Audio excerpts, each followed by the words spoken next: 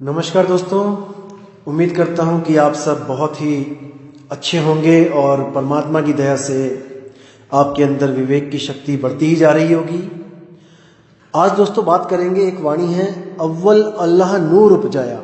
काफ़ी मेल्स आ रही थी कि इस वाणी पे सत्संग कीजिए, बहुत अच्छी वाणी है, कबीर साहब की गहरी वाणी है। दोस्तों पहले आपको बता दूं मैं कि ये जो वाणी है इसमें आत्मज्ञान और ब्रह्म ज्ञान दोनों का समावेश है। आपने भावों को पकड़ना है और समझना है कि कहाँ पे ब्रह्म ज्ञान की बात हो रही है और कहाँ पे आत्मज्ञान की बात हो रही है। तो वाणी क्या कहती है? अव्वल अल्लाह नूर उपजाया, कुदरत के सब बंदे। अव्वल अल्लाह नूर उपजाया, कुदरत के सब बंदे। एक नूर ते सब जग उपजया, कौन भले कौन मंदे।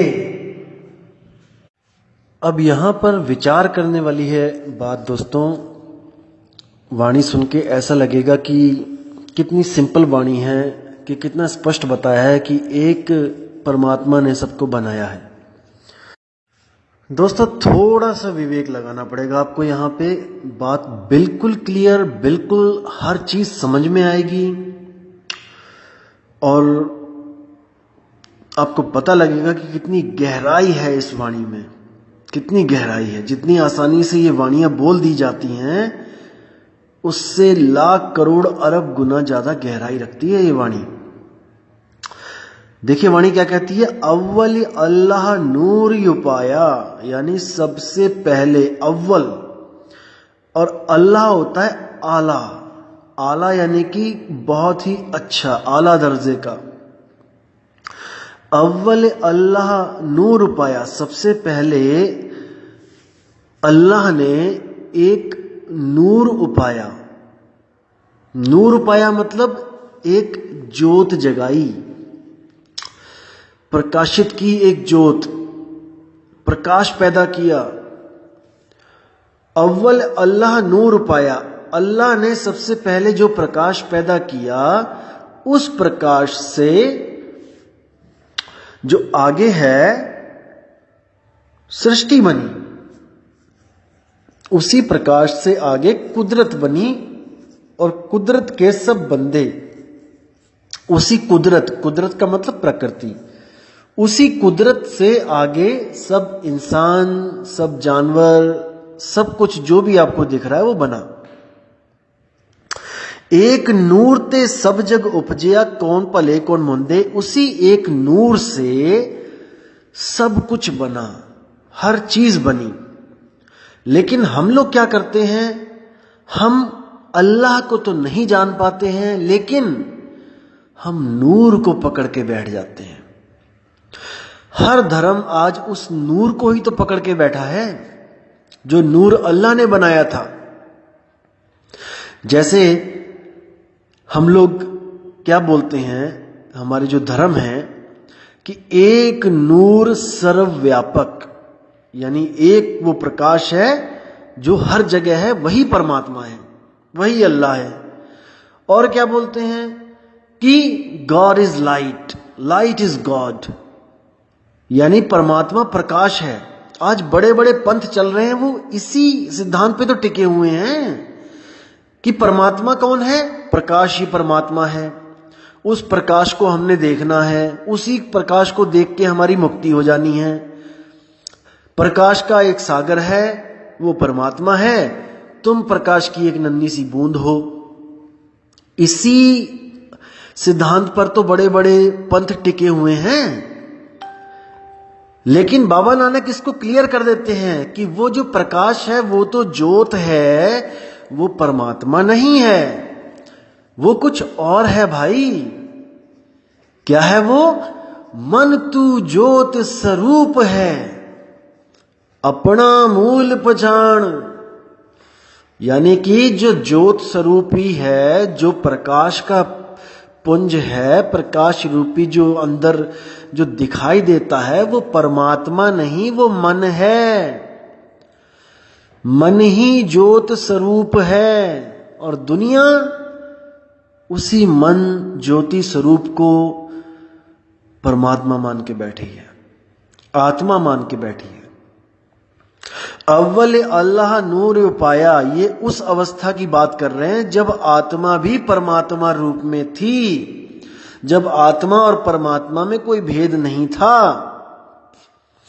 उस आत्मा ने ज्योत प्रकट की, उसी को अनुराग सागर में सतपुरुष के द्वारा तेज को प्रकट करना लिखा गया है कि सतपुरुष ने 16 पुत्र पैदा किए, उसमें से जो एक पुत्र था वो तेज था, तेज यानी प्रकाश था। और उसी तेज के कारण ये सारी सृष्टि बनती चली गई, क्योंकि परमात्मा ने सारी शक्तियां उस तेज को देता चला गया और तेज अपने मनमानी करता चला गया। ये एक सांकेतिक ज्ञान है अनुराग सागर में। अब इसी तेज को हमने समझना है कि यही ज्योत, यही जो तेज है, ये कैसे इस सृष्टि को बनाता है। अव्वल अल्लाह नूर उपजाया, यानी पहले आत्मा से तेज प्रकट हुआ, यानी कि आत्मा से मन प्रकट हुआ। उसी मन से आगे संसार बना और उसी संसार से आगे जो प्राकृतिक संसार है उससे आगे जीव बने। मन ही ब्रह्म है जो प्रकट हुआ है आत्मा से। मन ही निराकार है जो प्रकट हुआ है शब्द स्वरूपी आत्मा से। और उसी मन से आगे सृष्टि बनी और आगे सब शरीर बने। तो इसको समझना पड़ेगा। अब मन को पैदा करके, मन को बना के ये आत्मा श्रुति के द्वारा उसको ताकत देती है और वो आगे से आगे शरीर बनाता है। कभी स्थूल बनाता है, कभी सूक्ष्म बनाता है, कभी कारण महाकारण केवल हंस बनाता है।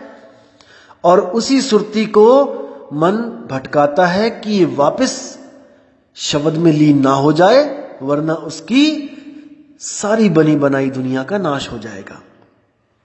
ये मन जड़ है दोस्तों, लेकिन चेतना को प्राप्त करके ये चेतन हुआ पड़ा है और ये भी इच्छा करके बैठा है कि मेरी दुनिया का नाश ना हो जाए, मेरे 3 लोक का नाश ना हो जाए।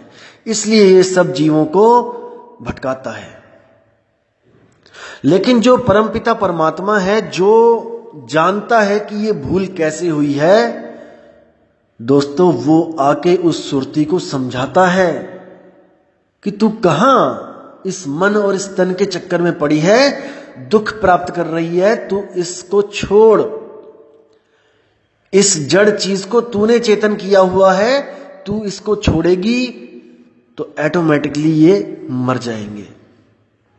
मन और तन जब तक पूर्ण रूप से नहीं मरेगा, जब तक ये सुरती वापस नहीं जा पाएगी। और सुरती वापस नहीं जाएगी तो ये जन्म मरण हमेशा ऐसे ही चलता रहेगा। अब आगे क्या बोलते हैं?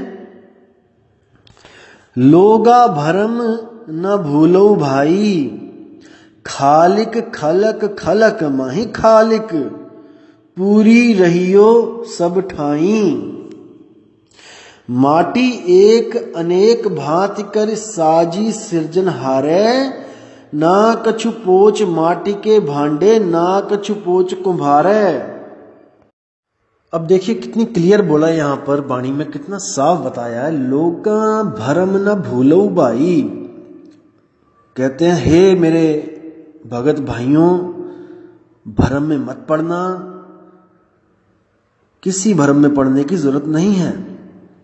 खालिक खलक खलक मही खालिक, पूर रहियो सर्व ठाई।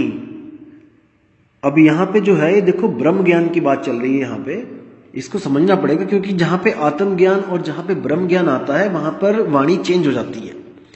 अब यहां ब्रह्म ज्ञान की बात हो रही है कि खालिक खलक खलक मही खालिक, कि जो ब्रह्म है, जो इस सृष्टि को पैदा कर रहा है, वो जो नूर है, नूर की बात चल रही है यहां पे, कि नूर से जो पैदा हुई दुनिया, वो नूर उसी में ही बैठ गया आके।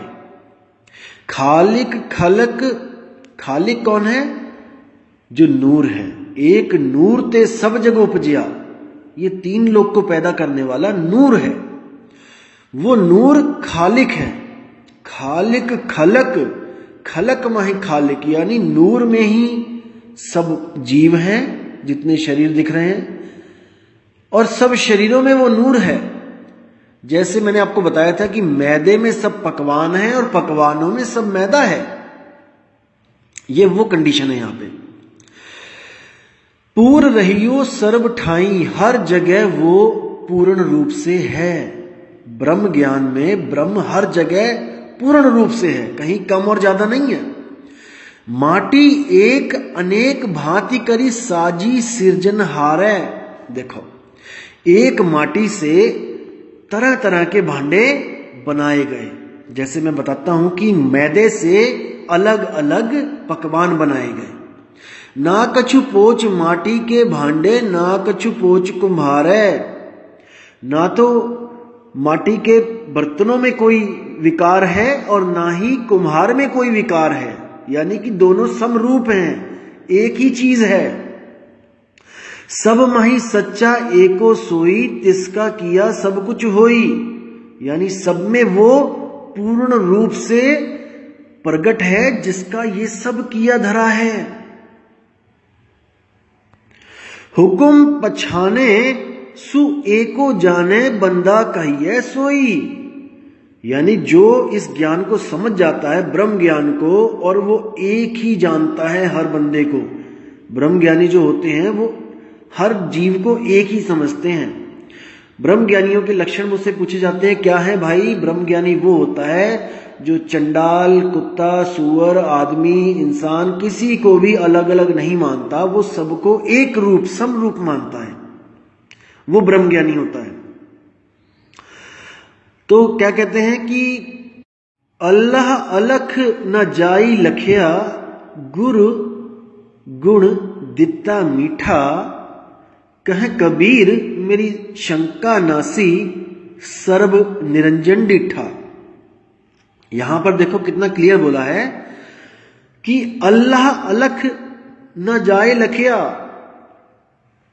वो अल्लाह जो है वो अलख, वो लखा नहीं जा सकता, और जो लखा जा सकता है वो अल्लाह नहीं है। इसको समझना पड़ेगा दोस्तों।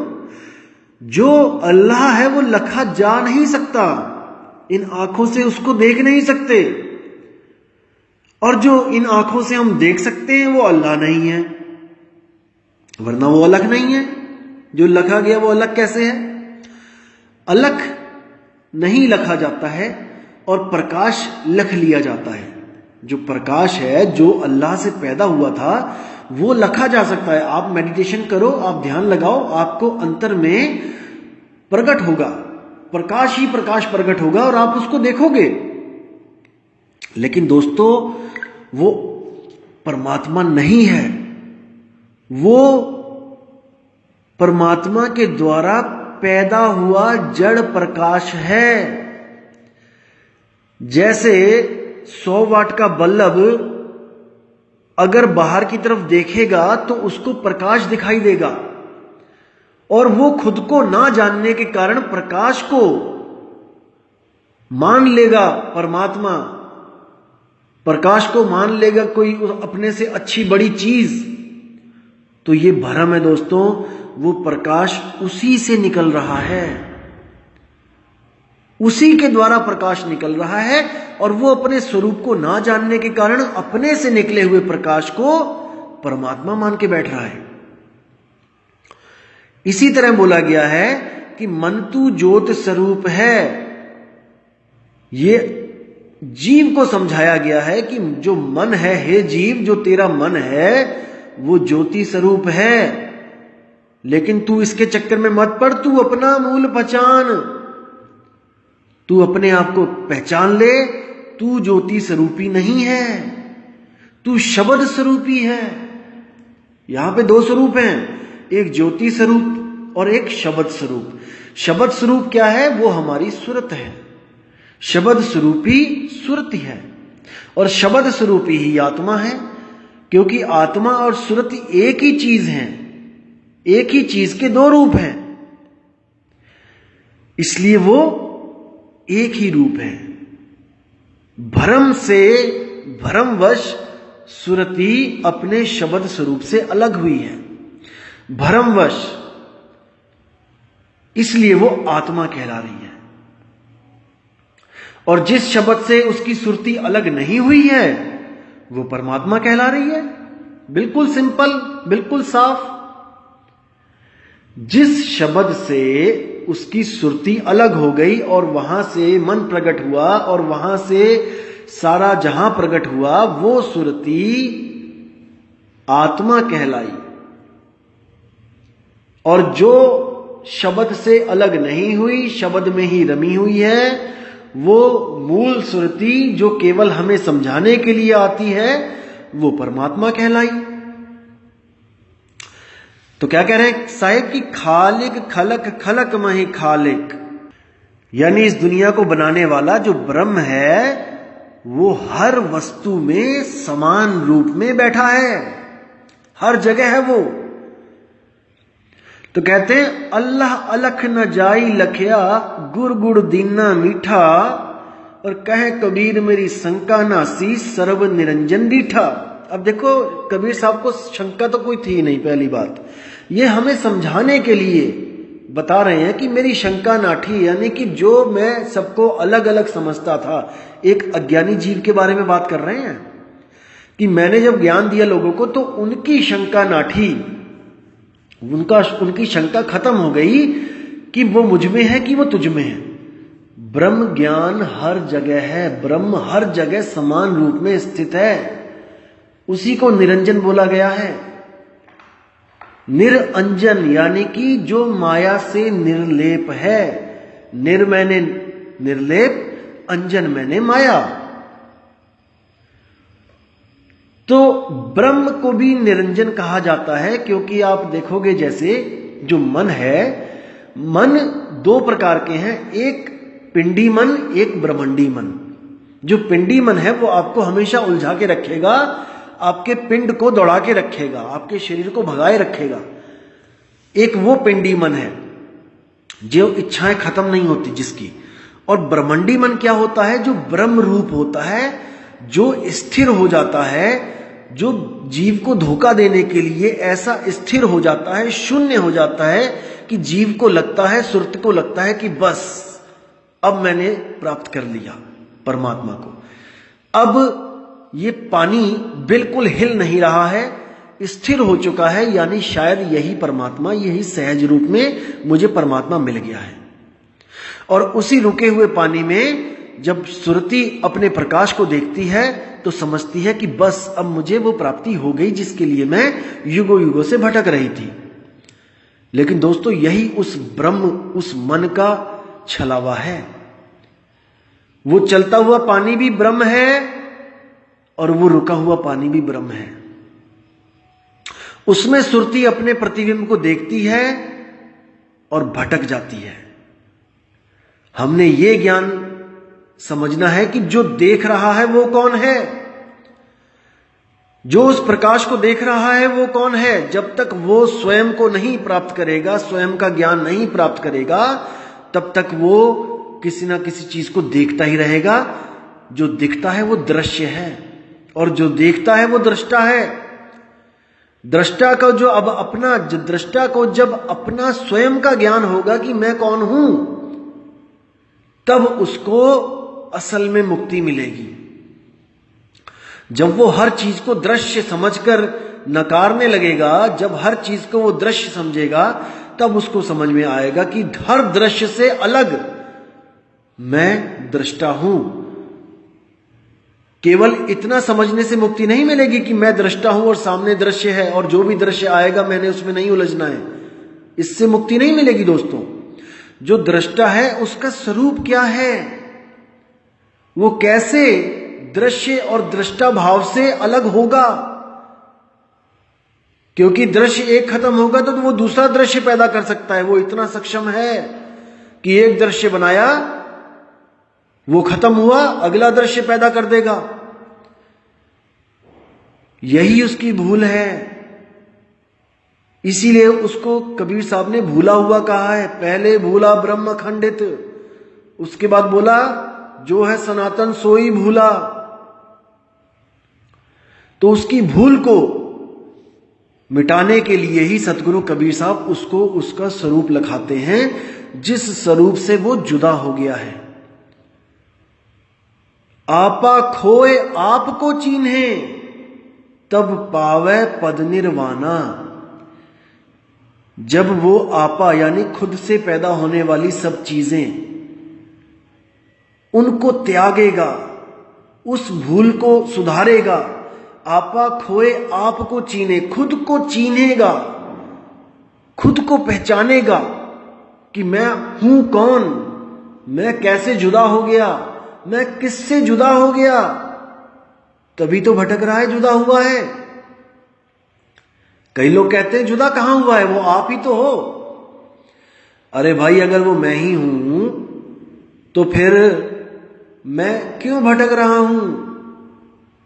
ये असलियत है कि मैं ही हूं, लेकिन मेरी अवस्था वो नहीं है जिसको प्राप्त करने के बाद मेरी भटकना खत्म हो जाए। अभी मैं उस अवस्था में नहीं हूं। जैसे पानी, वाष्प और बर्फ, तीनों एक ही चीज के तीन अवस्थाएं हैं।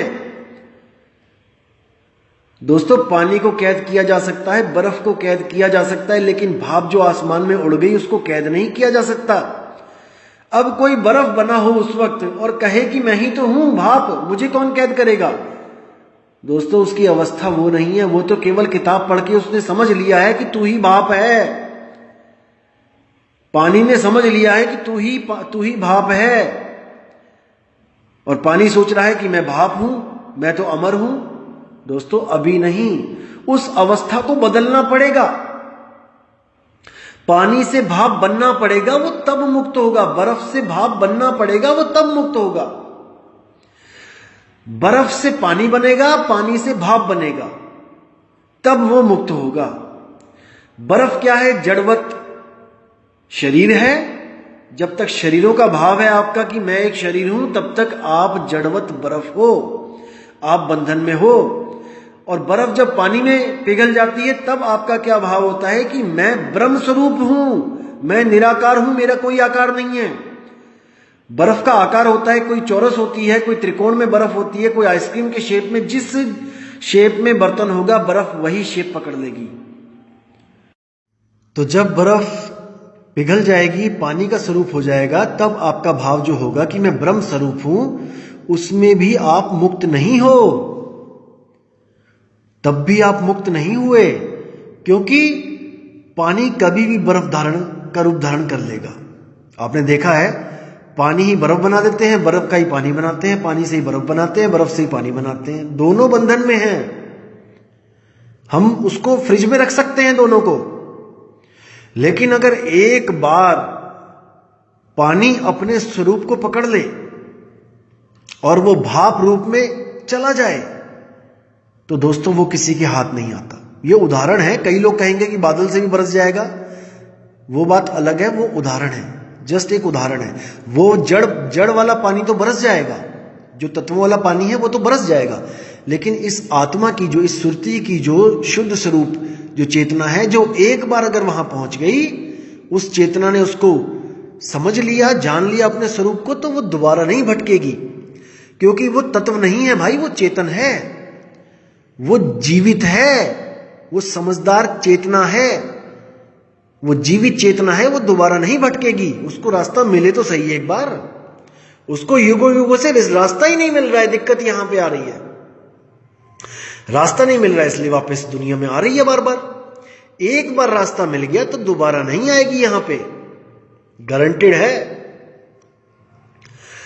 तो इसलिए कहते हैं कि ऐसा गुरु मिल जाए जो एक छुड़ाए एक लखाए, नकली स्वरूपों को छुड़वा दे, दृश्यों को छुड़वा दे और एक लखाए, अपने निज स्वरूप को लखा दे, ताकि वापस इस दुनिया में आना जाना खत्म हो जाए। तो दोस्तों इसी के साथ ही मैं अब आपसे विदा चाहूँगा और बहुत ही जल्दी एक और ऑडियो के साथ आऊँगा जिसमें आपको मैं बताऊँगा कि कैसे आत्म स्वरूप को भूल जाने के कारण ये सारा जो भी है दुविधा पड़ी है और कैसे उस आत्म स्वरूप को जानने के बाद ही हमारी हर दुविधा खत्म हो जाएगी। तो दोस्तों इसी के साथ मैं अब विदा चाहूँगा।